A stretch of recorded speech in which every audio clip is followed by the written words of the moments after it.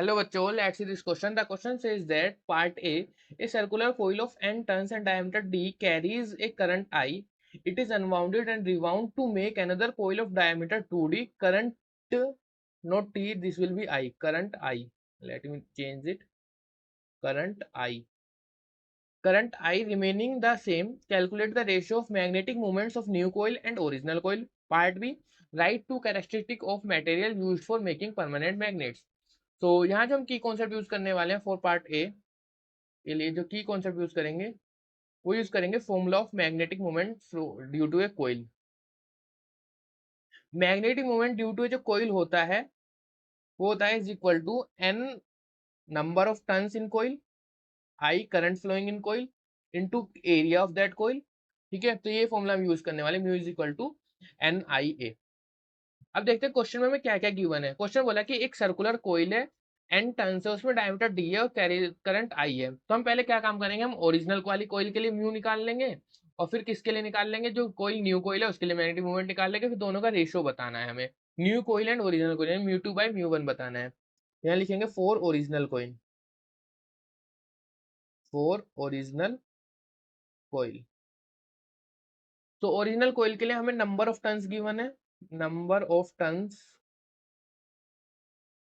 Is equal to कितने given है, N. Diameter given है, let me call this d1 is equal to d। Current given है, current is equal to आई। तो यहां से अगर हम निकालें म्यू कोइल कितना हो जाएगा, mu one magnetic moment, mu one is equal to हो जाएगा यहाँ से, mu one is equal to क्या फॉर्मूला था, एन आई ए। एक minute, mu one is equal to N I A. N कितना है, एन है हमारे पास यहाँ पे, एन के लिए एन ही है, और आई की एन आई। एरिया क्या हो जाएगा, एरिया होता है हमारे पास पाई आर स्क्वायर, तो आई स्क्वायर नहीं है, डायमीटर में क्यों है तो पाई डी बाई टू का होल स्क्वायर। यहाँ से बन गया N I pi D square by four. ये किसकी वैल्यू आएगी, magnetic moment of original coil. अब हमें कोइल की वैल्यू चेंज कर दी, यानी four new coil. Okay, now four new coil.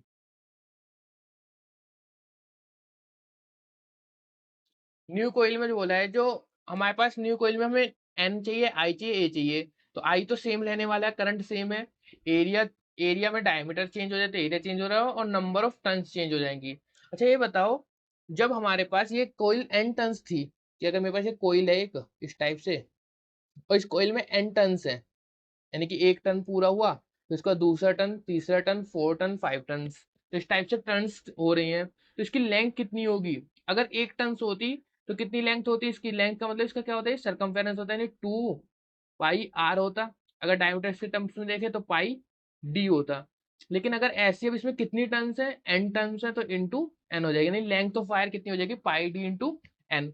उन्होंने बोला है कि लेंथ जो है, जो पहले लेंथ थी उतनी ही लेंथ अभी भी रहती है। देखो current I remaining the same, और डायमीटर उसका ड्यूडी कर दिया जाता है, और सेम वायर को उसमें से निपट कर दोबारा बाउंड किया जाता है। तो नंबर ऑफ टर्न्स चेंज हो जाएंगी, वो हमें कैलकुलेट करना है। वो न्यू कोइल क्या हो जाएगा, length of wire will remain same. अगर लेंथ ऑफ वायर सेम रहने वाली है तो क्या काम करेंगे, तो यहाँ पे हम लिख सकते हैं जो इनिशियल लेंथ थी L one is equal to क्या हो जाएगा, एल टू रहने वाला है। तो एल वन कितना था, नंबर ऑफ टर्न्स कितने थे उसमें, और उसकी सरकमफेरेंस कितनी थी, पाई डी थी। ठीक है, अब सपोज करो कि इसमें नंबर ऑफ टर्न्स हो जाते हैं एन डैश, और एरिया, ओ सॉरी लेंथ सरकमफेरेंस कितनी हो जाती है पाई, और डायमीटर कितना हो गया था डी बाई टू, नहीं डायमीटर डबल कर दिया गया टू डी। जैसे डी से डी कैंसिल, पाई से पाई कैंसिल, तो N dash is equal to आ गया एन बाई टू, यानी नंबर ऑफ टर्न्स कितने हो गए हैं इस बार, हाफ हो गए हैं। तो हम यहाँ वैल्यू पुट कर देंगे। सो म्यू टू क्या हो जाएगा, म्यू टू हो जाएगा number of turns N dash I, और करंट एरिया भी चेंज हो गया ए डैश। एन डैश कितना है N by two, current same है आई। ए डैश कितना हो गया पाई, कितना होता है एरिया का formula, pi D by two का होल स्क्वायर, तो pi two D by two, यानी डायमीटर ट्वाइस हो गया टू बाई टी का होल स्क्वायर। तो N by two multiply with I multiply with pi, और टू से टू कैंसिल, तो डी स्क्वायर हो जाएगा। तो ये आ गया हमारे पास म्यू 2 की वैल्यू आ गई ni πd²/2। अब हमें क्या बताना है, हमें इनका रेशियो बताना था।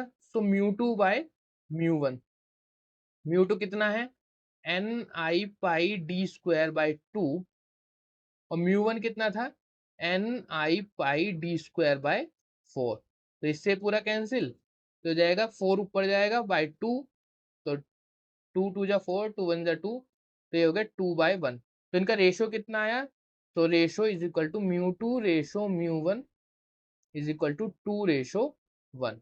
तो the final answer is 2:1 for part A. ठीक है, तो पार्ट ए का आंसर कितना आ गया 2:1। अब पार्ट बी में क्या बोला है, पार्ट बी में बोला है हमसे right 2 characteristic of material use for making permanent magnets. तो परमानेंट मैग्नेट्स के लिए जो यूज होता है, let me add one slide.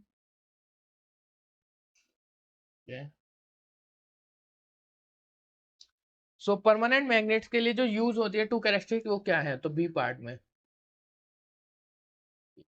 Change colour pen 2 characteristics. Characteristics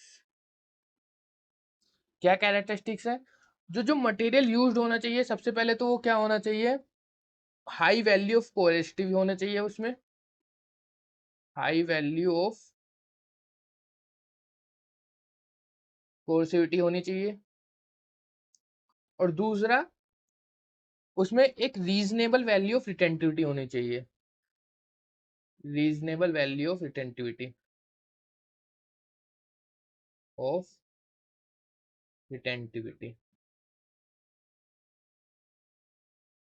example क्या क्या है इसके, एग्जाम्पल हमारे पास स्टील, लाइक, तो हाई वैल्यू ऑफ कोरेसिटिव का मतलब लाइक अगर उसको एक्सटर्नल मैग्नेटिक फील्ड से हटा दिया जाए तब भी वो मैग्नेटिक फील्ड को पकड़े, मतलब उसके अंदर मैग्नेटिक फील्ड स्टोर हो जाना चाहिए, इतनी हाई वैल्यू ऑफ कोरेसिटिव होनी चाहिए।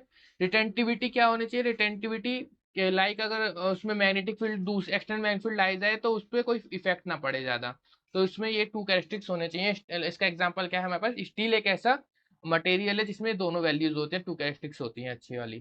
ठीक है, और एक हम बोल सकते हैं कि इसका जो एरिया ऑफ हिस्टेरिस कर्व है वो ज्यादा होना चाहिए, area of hysteresis curve, hysteresis curve वो ज्यादा होना चाहिए। तो these are the some characteristics for a good material used for magnetic permanent magnet. तो बी भी हो गया और ए भी हो गया। Hope you understood well, best of luck.